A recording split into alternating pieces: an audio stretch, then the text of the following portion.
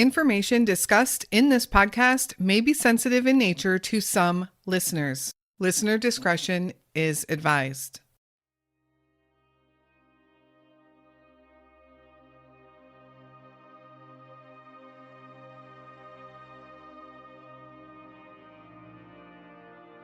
As a mom in the early 2000s, Julie Rank loved children and often took foster kids into her care. This is just one example of Julie's compassionate nature. Julie was also working as a nurse. She is described as the type of person who truly thrives on taking care of others. Julie was also struggling with her health during this time. She had been diagnosed with type 1 diabetes and she used an insulin pump. She was also suffering from a condition known as adhesive capsulitis, which is also known more commonly as frozen shoulder. This condition left her with chronic pain, although she wasn't letting it slow her down. In 2005, Julie and her husband at the time would divorce. They had 2 special needs boys together, and Julie continued to be a devoted mother. Almost immediately, Julie remarried a man by the name of Craig Early. Their marriage started out good, but soon those closest to Julie noticed her change. At one point, she even went to get a protective order against Craig, telling her family that she was afraid of him. Craig said all of that was ridiculous and denied that that was ever said or happened. On May 21st, 2012, Julie spoke to a few friends that morning. That afternoon, Craig had an argument with one of Julie's sons who was hoping to visit for Memorial Day weekend. Craig didn't want any visitors. That afternoon, Craig would leave to go to work on a roofing job. When he returned that evening, Julie wasn't home. He noticed some of her meds and personal belongings were missing, so he thought she just left for a bit. When she hadn't returned, by May 30th, 9 days later, Craig reported her as missing. Where is Julie Rank Early?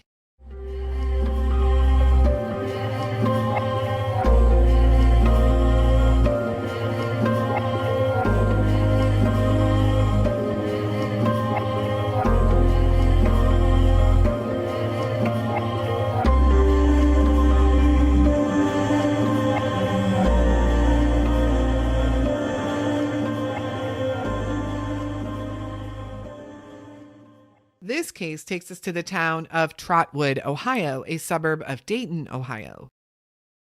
The story of Julie is heartbreaking and frustrating. Her family and friends fear the worst, but hope for the best. To date, Julie has not been found. Julie Rank was born July 20th, 1961. I can't tell you what her childhood was like, but I can tell you as an adult, Julie is described as very caring. She thrived on taking care of people. Julie worked as a nurse, and she soon became a foster parent, in addition to her responsibilities as a mom of 2 boys. She suffered from a few different medical problems. She was diagnosed with type 1 diabetes, and she used an insulin pump. She also had a condition known as adhesive capsulitis, which is commonly referred to as frozen shoulders. In addition, Julie wore glasses, and she was said to be nearly blind without them. You would never see Julie without her glasses on. None of that held Julie back, however, or dampened her spirits. She was always said to be kind-hearted and friendly. Julie had married and had 2 sons, both of whom would be diagnosed with disabilities. In 2005, Julie's marriage would end in divorce. She remarried soon after, a man by the name of Craig Early, but that marriage would be filled with problems. In 2012, Julie was still working as a nurse. She was 50 years old, and her boys were now young adults. She had confided some of her marital problems to her family and friends, although Craig said there were no such problems at all. Many of these problems, according to her family, revolved around the issue that Craig had anger problems and could be violent. There were many positives in Julie's life too. She had just bought a home in Trotwood, Ohio, a suburb of Dayton, Ohio, and she and Craig were living there. She had medication to treat her illnesses, and she was managing them as best as she could. Soon after the purchase of the home, however, things in Julie's life would change.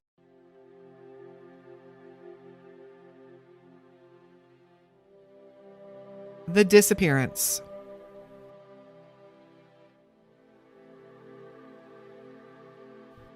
On Monday, May 21st, 2012, Julie's day started out fairly normal as far as we know. She spoke to a few people on the phone that morning, and nothing seemed amiss, according to them. Julie seemed perfectly fine.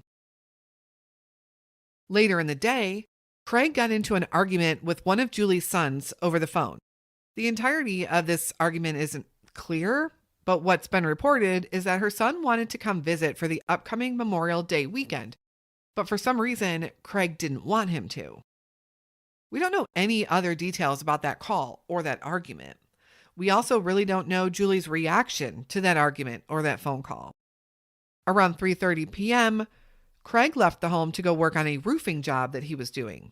Julie was still in the home. When Craig returned that evening, Julie was not home. He did notice that her purse was missing along with some of her medication and her curling iron. Initially, he said that he believed someone had picked her up and she was staying somewhere else, something she had done before, especially after an argument.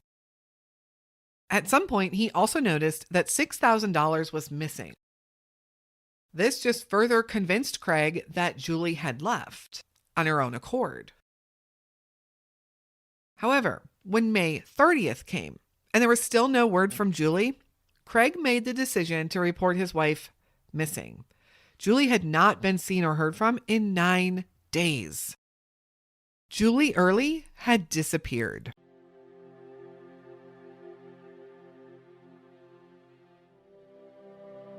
The search.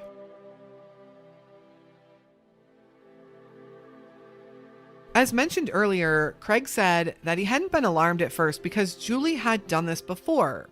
Her family disagreed with this, however. Not only would Julie cease contact with everybody that she knew, she certainly wouldn't disappear and not talk to her sons. And after speaking to family and friends, no one had any idea where Julie could even be. Craig was interviewed by law enforcement multiple times, and he was asked to take a polygraph, but he declined, stating that he did not believe in them. The home was searched, and the only evidence found was a couple of very small blood spots in the garage. They were swabbed for testing, but those results were inconclusive. Apparently, they were too small, and they were unable to produce any results. And really, a couple of drops of blood in a garage doesn't seem that unusual. However, Julie's family was now becoming increasingly suspicious of Craig. The woods surrounding their house were also searched, but again, nothing to lead them to where Julie might be. They just found nothing. Meanwhile, Julie missed her son's 21st birthday. And while many were clinging to the hope that maybe, just maybe, Craig was right and Julie needed some time away on her own, they knew that she would never miss her son's birthday. But the search for Julie was tough. Where does one even look? There weren't many clues to go on. There wasn't a trail to follow.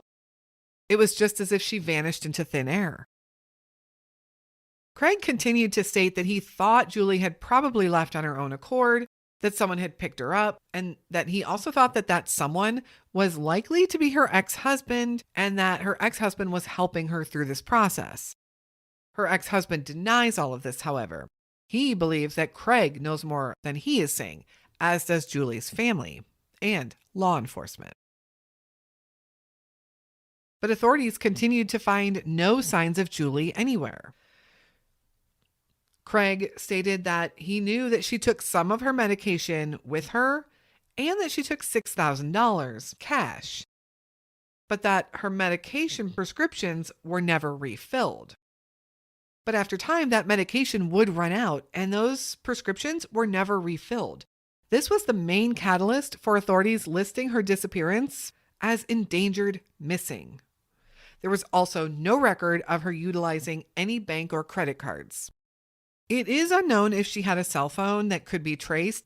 Julie's family also came out publicly to let everyone know that Julie had accused Craig of being abusive to her.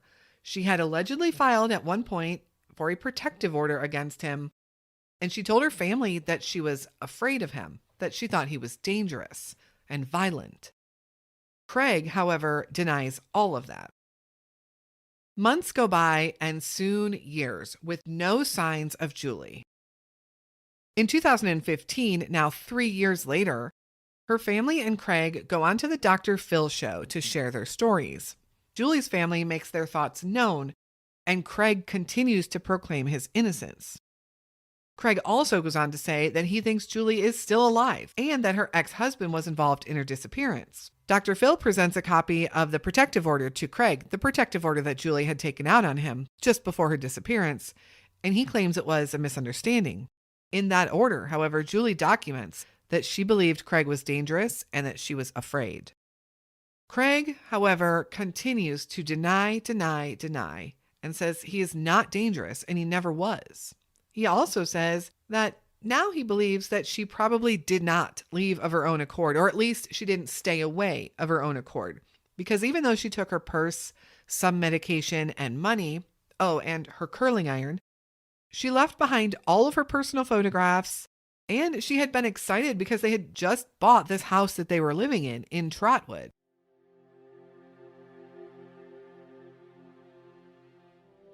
Trotwood, Ohio.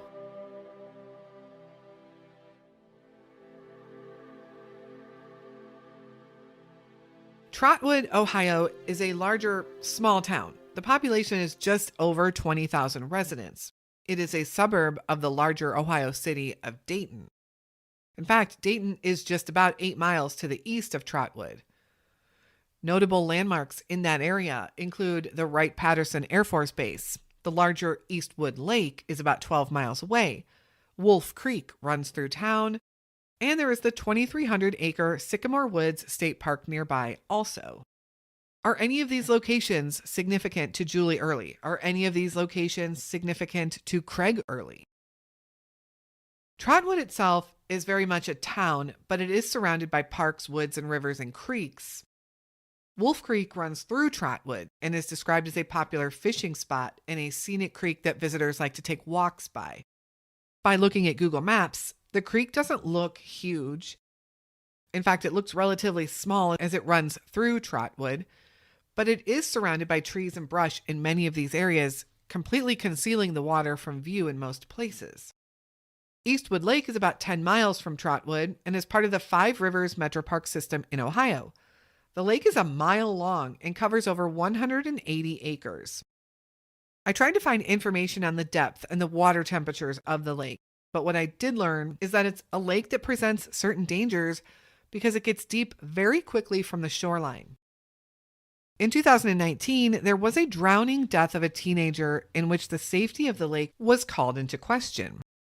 According to the website, Eastwood Lake is described as a Metro Park hub of outdoor recreation with a variety of water-based recreational activities as well as land-based recreational and leisurely activities. The park offers visitors many opportunities to actively experience nature without leaving the city. There is also the John Wolfe Park right in Trotwood, which seems to offer picnic and play areas for children and families. This park was also close to Julie's home, just about 1.5 miles away.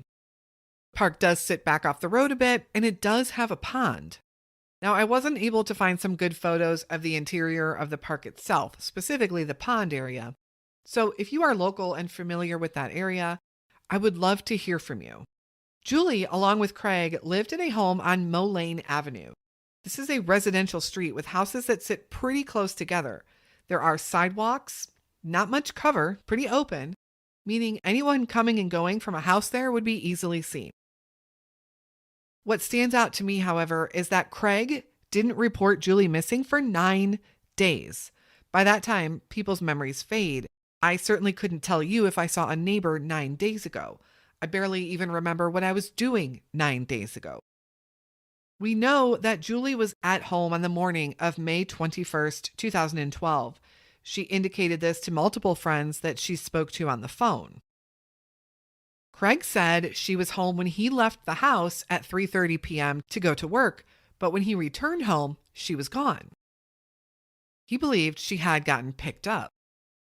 So, did she get picked up by someone else, a friend, or someone she knew during that time? In broad daylight in her neighborhood? It certainly wouldn't raise any red flags to anyone seeing her get into someone's car willingly. And this was back in 2012. Ring doorbells weren't publicly available until 2014, and then it even took several years for them to gain popularity. So she could have easily gotten to a car unnoticed and left. But with who? And would Julie really leave her family, especially her sons? I wanted to look into that area and specifically the other missing person cases from Montgomery County, Ohio. I know Ohio has what is referred to as a couple of hot spots for missing person cases. Montgomery County just might be one of those hot spots. I covered the case of Chelsea Coe before, a 25-year-old young woman who vanished in September of 2017. And back when I was researching her case, I came across a few others that some speculate may have been linked. Amber Flack vanished from the area in September of 2016, and Melinda Miller went missing in February of 2017.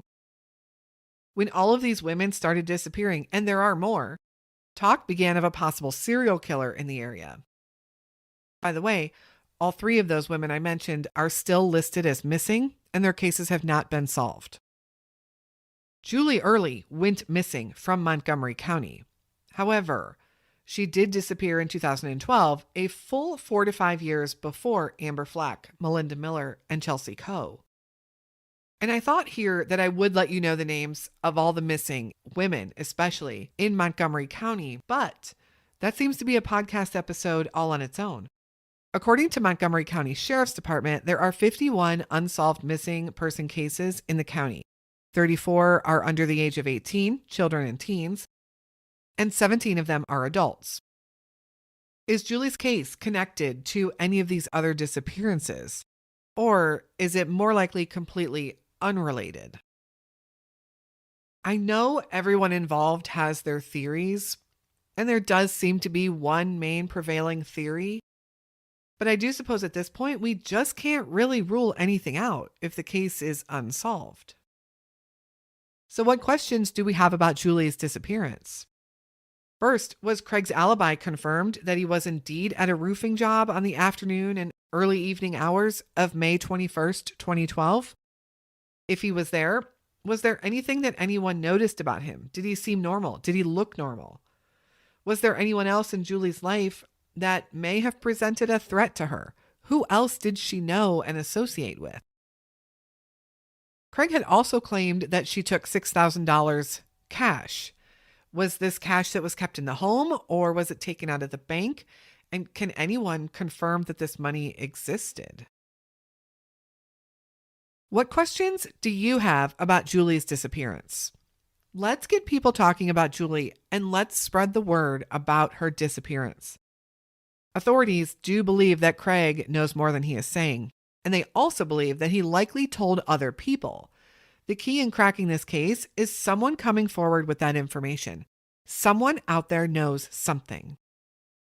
There isn't much more in the way of factual details out there in Julie's case, and I think partly because there just wasn't much evidence found to work with. And she seemed to live a pretty low-key lifestyle. I do want to point out some other additional sources in her case if you'd like to check them out for more information. Dr. Phil did an episode on Julie's case in which Julie's family was featured along with Craig. Dr. Phil confronted Craig with some tough questions, even the protective order Julie requested against him. But Craig maintained his innocence and stated that he believed that Julie was still alive, but likely not staying away of her own accord. This episode aired in May of 2015 and is labeled as Season 13, Episode 161, if you'd like to search it out. The Unfound podcast also aired an episode featuring Julie's story in which Julie's sister was interviewed. This episode aired in June of 2018, and it is titled Julie Early, A Lethal Combination. You can find the podcast by searching or visiting the podcast website at theunfoundpodcast.com. The family also set up a Facebook group called Missing Julie Early. Please go join the group and show your support to the family. Julie is described as a Caucasian female standing 5'4" tall, and weighing around 135 pounds when she was last seen in May of 2012. Julie has sandy blonde hair and green eyes. She suffers from type 1 diabetes and a painful shoulder condition. She also wears glasses and is said to be almost legally blind without them. You would not see Julie without her glasses on. Anyone with any information on the whereabouts of Julie Early or what may have happened to her on that May afternoon in Trotwood, Ohio, please contact the Trotwood Police Department at 937-854-3988. Thank you so much for listening to Julie's story today. Let's keep her name out there and keep spreading awareness about her disappearance. If you'd like to help, please share Julie's story on social media. Share any way that you can. We can also get more ears on Julie's story as well, simply by you following our podcast, leaving us a 5-star review, and following our social media pages. All of those links will be in the show notes. Also, if you have any case suggestions, please send them my way also. It's those little known cases that I am after, and I need your help to find those. Thank you again for tuning in to Julie's story today. I am fully convinced that someone out there knows something. We will be back again very soon with another unsolved missing persons case.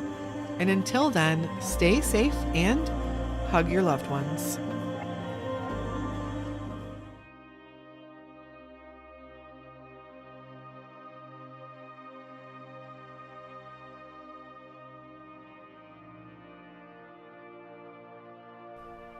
Neil Bower grew up in the city of Akron, Ohio, a city known for being the home of Goodyear Tire, Goodrich Tire, Firestone, and General Tire, earning it the nickname Rubber City. On Monday, July 24th, 2006, 21-year-old Neil and his mother walked from their apartment at Ogle Terrace to a doctor's appointment.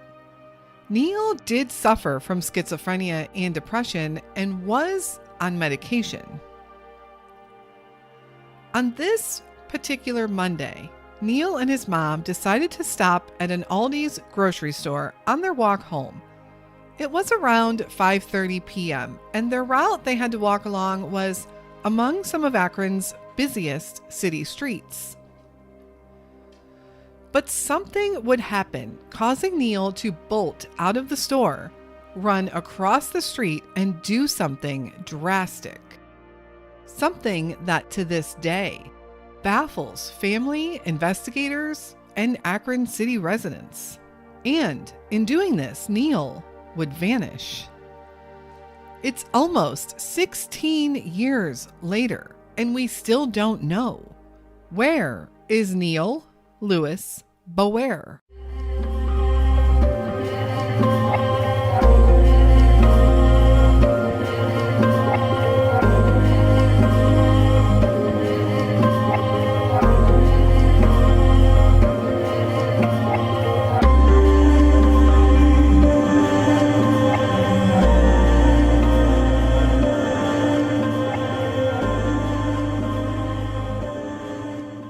Hello, and welcome to a bonus episode of the Where Are They podcast. Today's case, the story of Neil Bower, came to my attention a couple of months ago, and it intrigued me enough. I bookmarked it to start researching, and it pretty much leads to a bunch of question marks. But the circumstances are so strange and bizarre, and I just don't understand how this young man hasn't been found yet.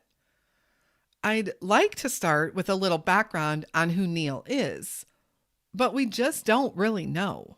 We do know that Neil lived in Akron, Ohio, near downtown, a very busy part of the city. Neil was also 21 years old in 2006, and he's described as biracial, African American, and Korean. He was known for his signature big curly hair and wearing wire-rimmed glasses. On July 24th, 2006, Neil and his mom left their apartment at Ogle Terrace to walk to a doctor's appointment. On their way home from that doctor's appointment, Neil told his mom that he was really hungry and he wanted some fruit roll-ups. They decided to stop at an Aldi's grocery store that was on their way home. Together, Neil and his mom went into the store. However, while they were waiting in the checkout line, Neil turned around and ran outside the store. He ran across a very busy street and over to a nearby bridge. This bridge was over top of some railroad tracks. His mom followed him out of the store, knowing that something was wrong with Neil. She didn't know why he was acting this way. She ran after him, calling his name, and ran towards the bridge herself. But she wasn't quick enough. Just as a CSX train was passing by under the bridge, Neil jumped onto the moving train. The drop from the bridge to the train is estimated to have been between 15 and 25 feet, depending on where and which car of the train he landed on. Neil's mom, frantic, tried to flag someone down for help, but it was several minutes before someone stopped, which I have to say seems odd to me, being such a busy area and a busy street. Surely someone else had to see what was happening. And it was 5:30 on a Monday. But finally, someone did stop, and they called police, who showed up a few minutes later. When authorities arrived, they immediately checked the scene and started searching for Neil, but there was no sign of him, and the train by now had already passed by. Akron city detectives reached out to CSX to alert them to what had happened, first of all, and to ask some questions. For instance, where was this train headed? Could someone check the train and the nearby tracks? They had searched all around that area for Neil, so they knew he wasn't there, which means he must be on that train. Authorities did learn that the train goes really slow through parts of the city. It has to slow down to about 1/3 of its speed. That particular train was heading east at the time when Neil jumped.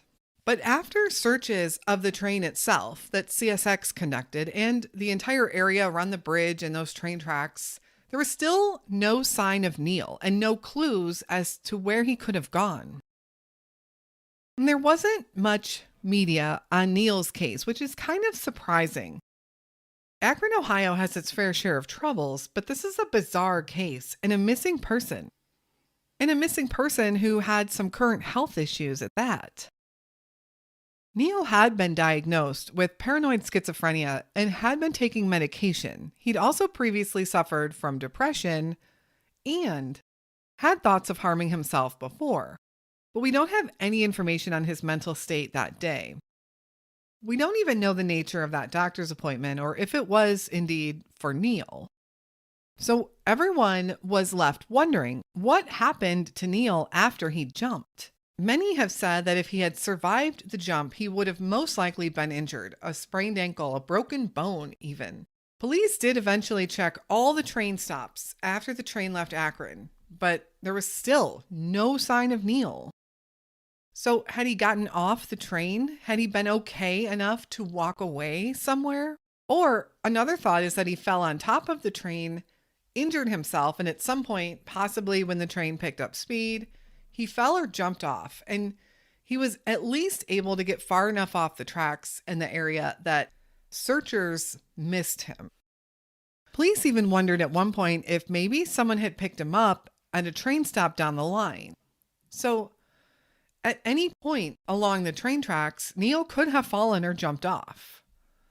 We don't really have any information about the searches that were conducted because, as I mentioned, there was no media coverage of this story in this case. There is a young man missing, covering a span of some significant distance with these train tracks. I think media coverage sure could have benefited with the number of eyes of people keeping an eye out for Neil. He could be anywhere. A former CSX worker said that CSX tracks are constantly undergoing maintenance, and if anyone had fallen off the train at any point, they would likely have landed or be within 10 feet of the tracks, and these maintenance workers would have found them. They would not have gone undetected. Unless, of course, he had been able to stumble away. But again, since there was no media coverage in 2006 of Neil's disappearance, we don't know much. One thing that really baffles me is that this happened in broad daylight in a very busy part of the city. If you're looking at Google Maps, you'll see the Aldi's that Neil and his mom were at.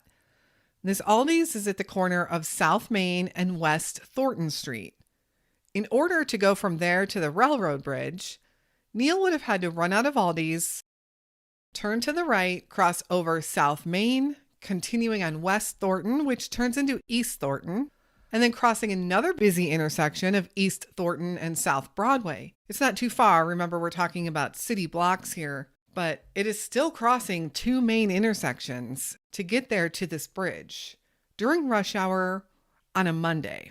I can't imagine how dozens of people didn't witness this and how Neil's mom had trouble getting someone to stop and help her. As I mentioned earlier, we also don't know if Neil was in a distressed state. Could that have had anything to do with the doctor's appointment that he and his mom were coming from?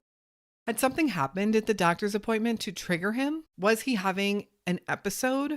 So many questions. Neil's aunt did start a blog, findneilnowlord.blogspot.com. She has a couple of posts up, but that's about it. And it's clear that the family feels that enough wasn't done for Neil and his case. And from what I've been able to dig up, I would definitely agree. In fact, his aunt had this to say, quote, "We have tried so many ways to get his face out there in the public eye, through our local news, on Montel, on Oprah, the works, you name it, we've tried. But no one feels this is a newsworthy story, so no luck with that. This hurts my heart to know the world is more interested in the rising cost of gas or a new store opening more than finding a human being. We are all God's children. People, wake up. Don't just glance at that missing person board the next time you're in a store. Take the time to really look. These are not just posters, but someone's children or husband or wife. Help us find Neil and all other missing people all over the world." End quote. I just don't understand how a young 21-year-old man can jump onto a moving train in the middle of a busy city during daylight hours and disappear. This year, on July 24th, it will be 16 years since Neil vanished, and there has been no clues, no signs, no trails to follow to find Neil or what could have even happened to him. And Neil could be out there living his life, perhaps with no memory even of what had happened. Neil is described as a biracial male with African American and Asian background. He was 5'8" tall and weighed around 180 pounds when he was last seen in 2006.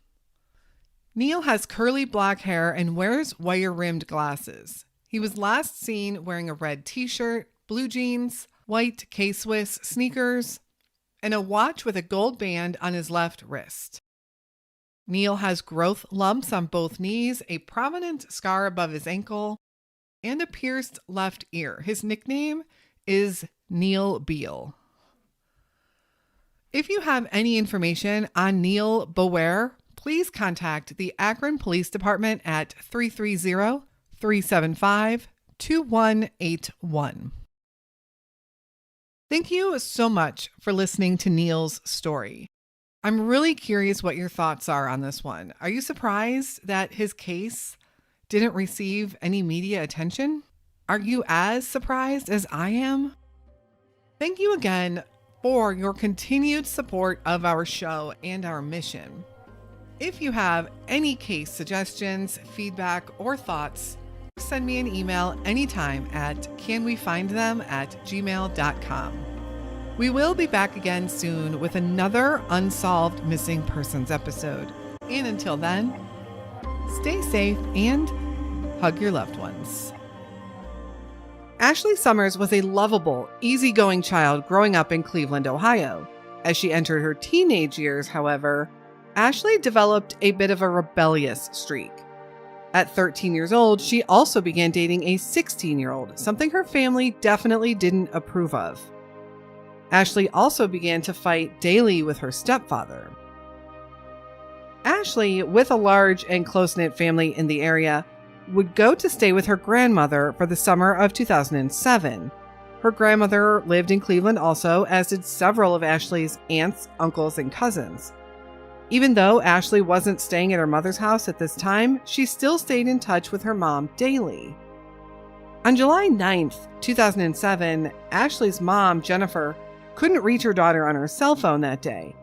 She began to call around to different family members and see if Ashley might be with them, or if they knew where she possibly was. The next day was spent trying to find Ashley. Since Ashley had been having some rebellious issues as of late, her mom first believed that she was likely with a friend or with one of her cousins. Ashley's family also learned that on the morning of July 9th, Ashley had had an argument with her uncle, which resulted in her cell phone being broken. This explained why no one could reach her and why no one was hearing back from her. Finally, after not being able to track down her daughter for several days, she called authorities to report her as missing. Unfortunately, as we see with a lot of teenagers in these cases, law enforcement took the report, but they listed her as a runaway and they didn't do anything to find her, at least in the beginning. There would be some occasional sightings that would come in of Ashley, but Ashley remained missing. Where is Ashley Nicole Summers?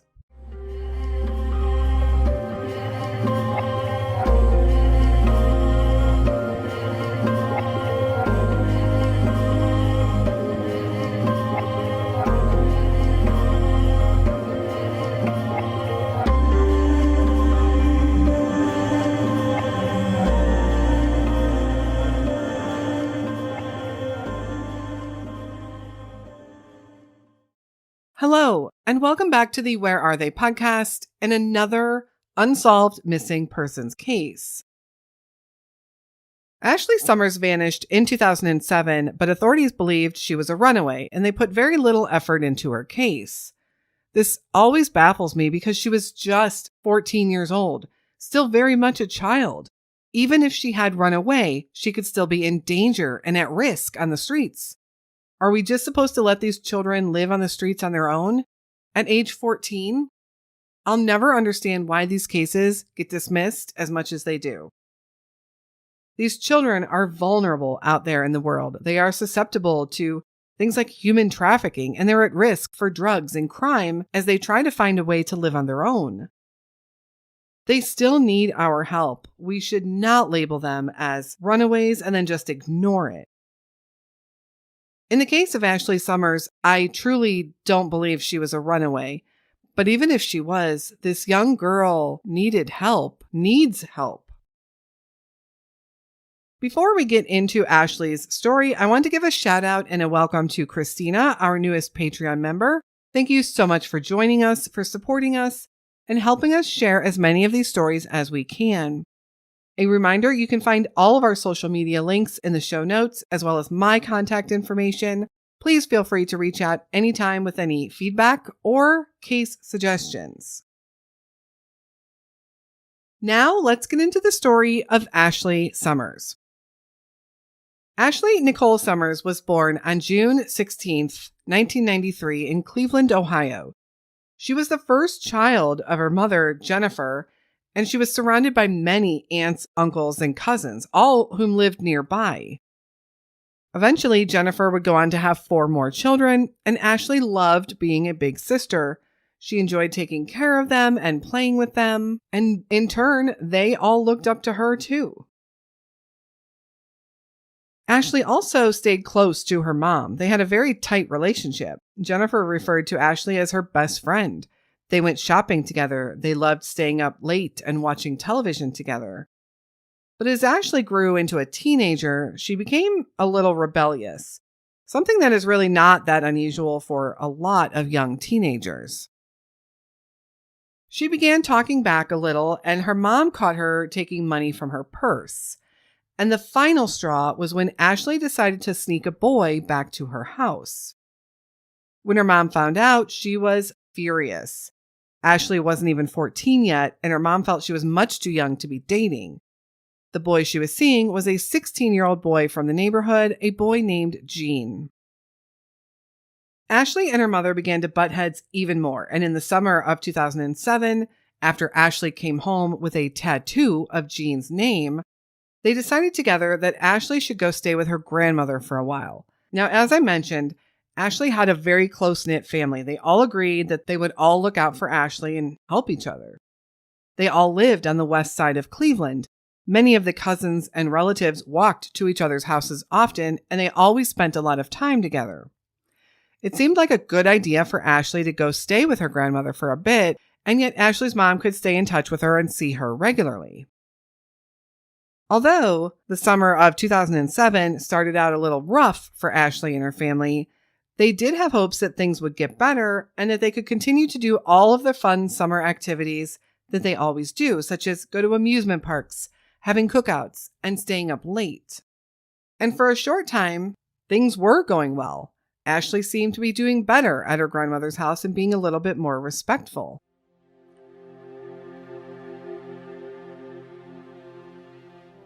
The disappearance.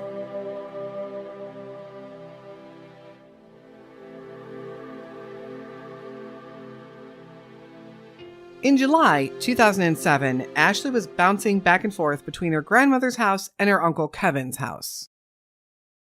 Uncle Kevin was the house where many of the cousins gathered to hang out. It seems that Uncle Kevin was that cool uncle, and everyone wanted to spend their days there.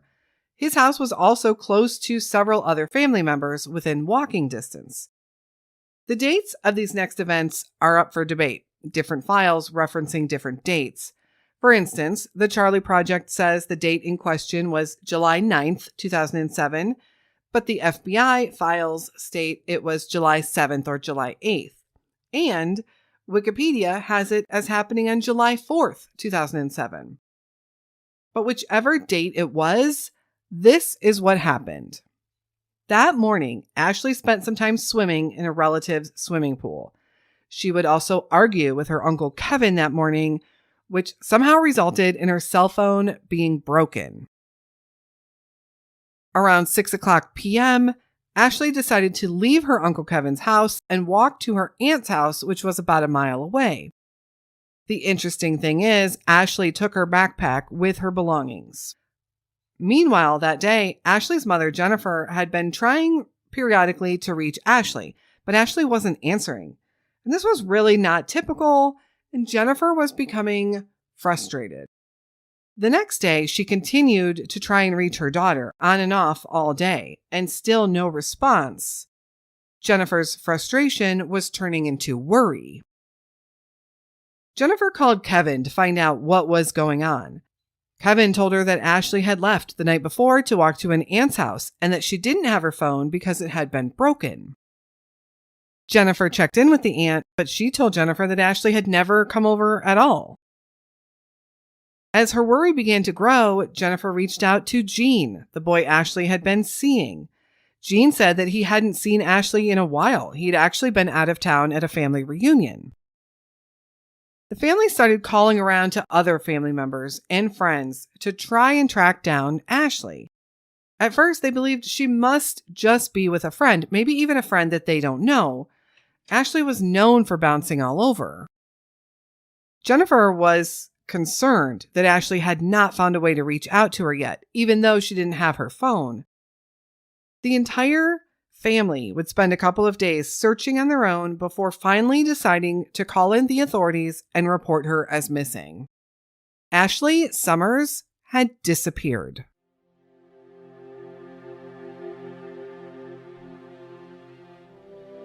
The search.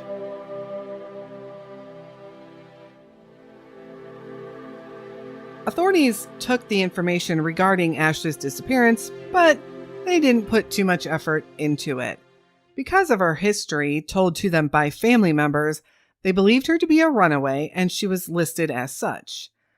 Law enforcement did speak to Gene, who again confirmed that he was out of town at a family reunion.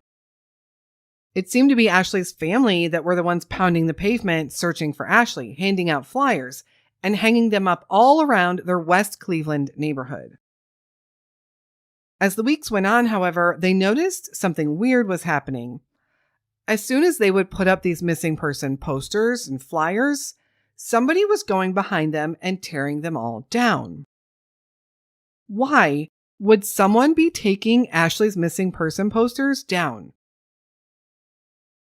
In August, just a month after Ashley went missing, her mother received a phone call from an unknown number. The caller simply said something like, "Hi, Mom, it's me. I'm fine," and then hung up. For some reason, that call wouldn't be attempted to be traced for several months.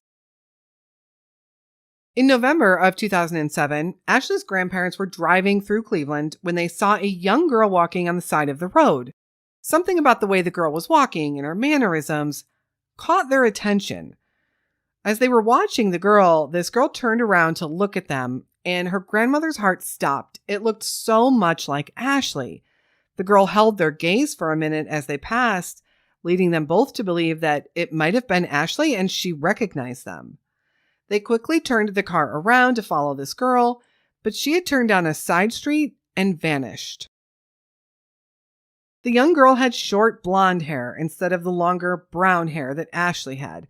However, the family had been hearing rumors of Ashley living on the streets and that she had cut her hair short and dyed it blonde. Since the girl disappeared and they couldn't find her, they would never know if it was indeed Ashley. Finally, after almost a year of no clues and very little movement in her case at all, the FBI finally got involved in Ashley's case. It is speculated that the events happening in Cleveland were what drove the FBI to get involved.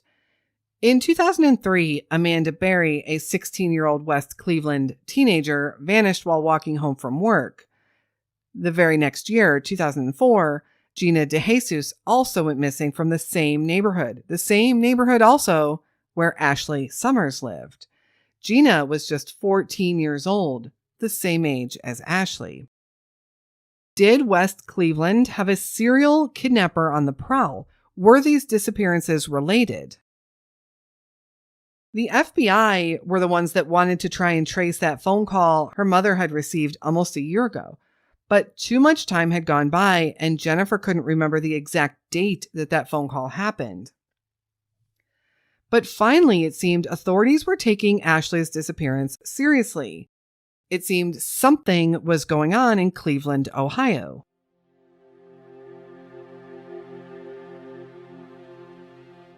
May 6, 2013. This is a date that will live on in Cleveland, Ohio's history. On the morning of May 6, 2013, Angel Cordero heard screaming coming from outside their Seymour Avenue home. They went outside to investigate and they found a young woman crying out for help. Angel, however, didn't speak English and couldn't understand what this girl was asking for. While this was happening, another neighbor saw the commotion and came over to help. This man, Charles Ramsey, called 911 for the girl. This girl told him that her name was Amanda Berry and that she had been missing for 10 years. Law enforcement converged on the scene and discovered 2 other grown women living in the home and a child. They found Gina DeJesus, who had been missing since 2004, and another young missing Cleveland woman, Michelle Knight. While Gina and Amanda's story made the news regularly, and all Clevelanders knew the names Amanda Berry and Gina DeJesus, people were not as familiar with the story of Michelle Knight. Major news networks from all over converged on Cleveland, Ohio as these girls were rescued. Ashley Summers' family had often thought her disappearance might have been connected to Gina's and Amanda's. And when they heard about this discovery, they hoped that maybe this would bring their Ashley back. This home where this was taking place on Seymour Avenue was less than 2 miles from the area where Ashley vanished from. Their hope increased even more when they were told that a third unidentified girl had been found. Rumors quickly began to circulate that it was Ashley Summers.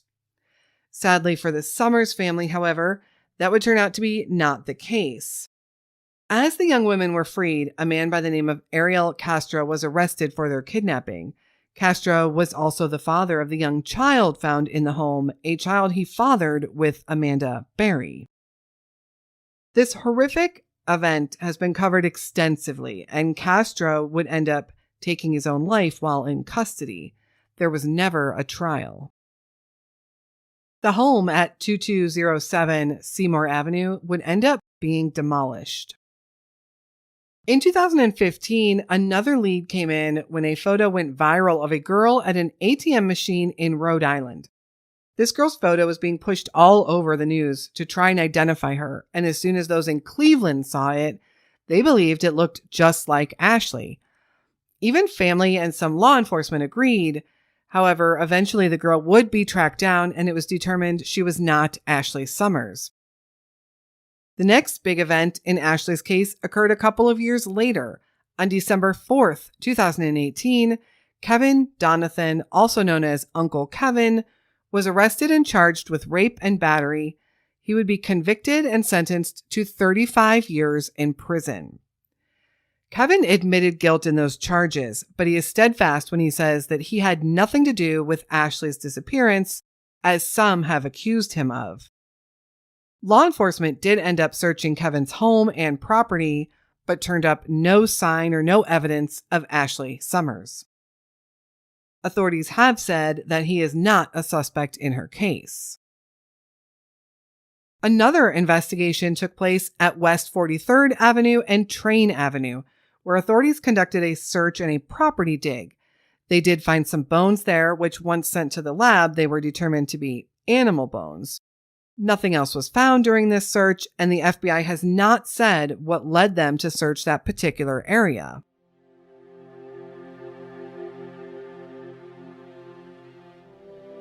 West Cleveland, Ohio.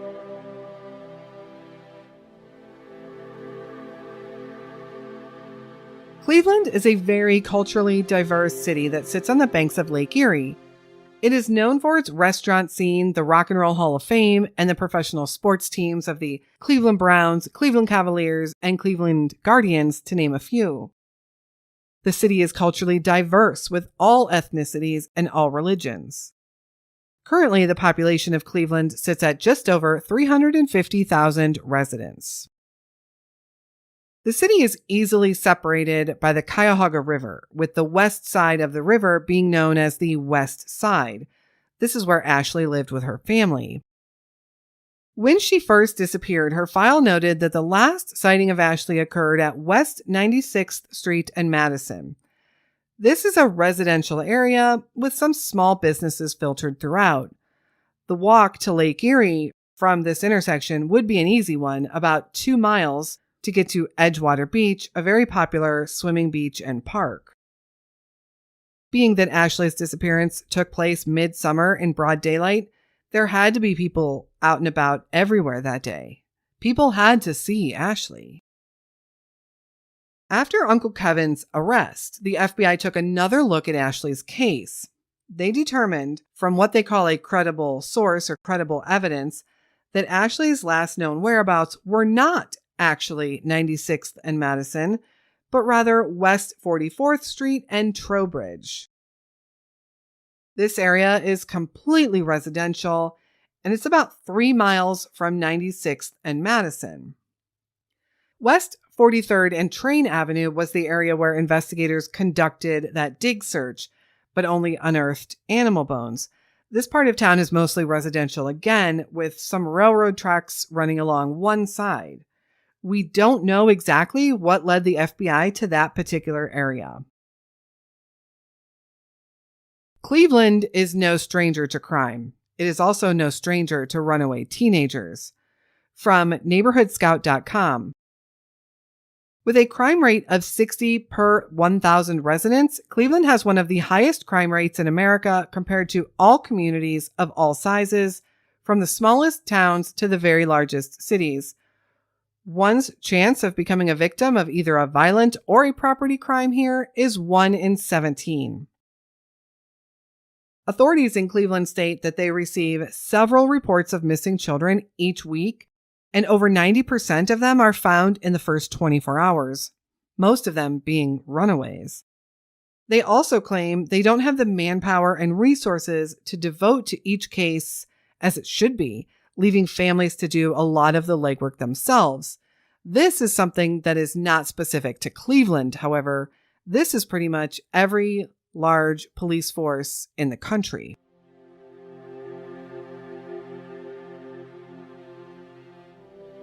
The questions.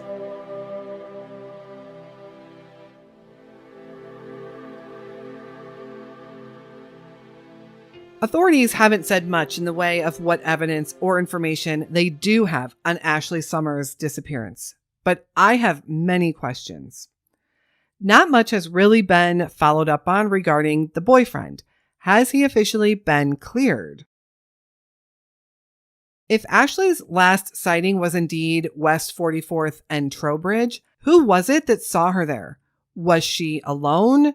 Did she have her backpack with her? Which direction was she walking?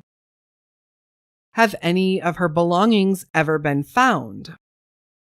Does Uncle Kevin have any additional information on who she might have been with or where she might have been going, seeing as she never made it to her aunt's house that night?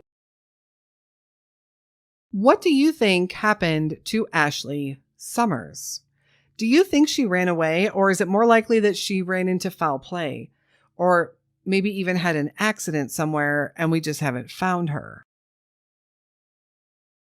Ashley is described as a Caucasian female standing 5'5" tall and weighing around 130 pounds when she was last seen in July of 2007. She had shoulder-length brown hair and blue eyes. It was believed that she was wearing a black shirt, blue jeans, and white sneakers. Ashley has a tattoo on her right arm of a heart with the name Jean on it.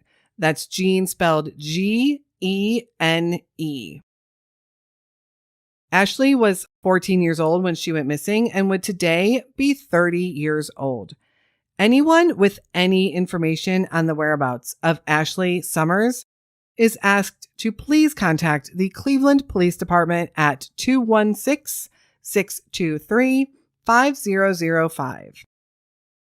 Thank you so much for listening to Ashley's story today. Ashley vanished at just 14 years old and left her mother and her entire extended family wondering what happened to her. Please share her story and let's keep eyes on her case. While it is possible that Ashley ran away, it's also possible that something bad happened to her. Either way, her family deserves answers. Thank you also for supporting our show and our mission here at the podcast. If you've made it this far and would like to help us reach more people, please share the show and leave us a 5-star review on your podcast platform of choice. Missing person cases are a numbers game, as someone out there often knows something. Sometimes they don't even know what they know, or sometimes they may be afraid to come forward. Crime Stoppers can always take anonymous tips. If you have a tip, just look up Crime Stoppers in your area or the area where the crime or event took place. And yes, you can truly remain anonymous. If you have any case suggestions for us or any feedback at all, please send me a message anytime. You can find all of my contact information in the show notes. You can also use the Contact Us form on our website, which you can find at wherearetheypodcast.com. Thank you again for tuning in to Ashley's story today. We will be back again very soon with another unsolved missing persons story. And until then, stay safe and hug your loved ones.